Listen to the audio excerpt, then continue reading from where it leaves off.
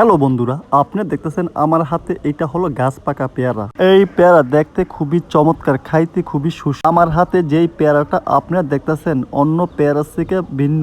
এই পেয়ারা কিছুটা নরম এবং কি খাইতে খুবই মিষ্টি। এই পেয়ারাগুলো খাইতে কোনো রকমই লবণ মরিচ লাগে না আমাদের। এই হলো ভালো জাতের পেয়ারা যেটা আমার হাতে দেখতেছেন আপনারা। দেশি পেয়ারা কার কার পছন্দ অবশ্যই কমেন্ট করতে ভুলবেন না। আমাদের চ্যানেলকে সাবস্ক্রাইব করতে ভুলবেন না। এই বলে রাখছি, আমি সালাম এগ্রো ওয়ান। আল্লাহ হাফেজ।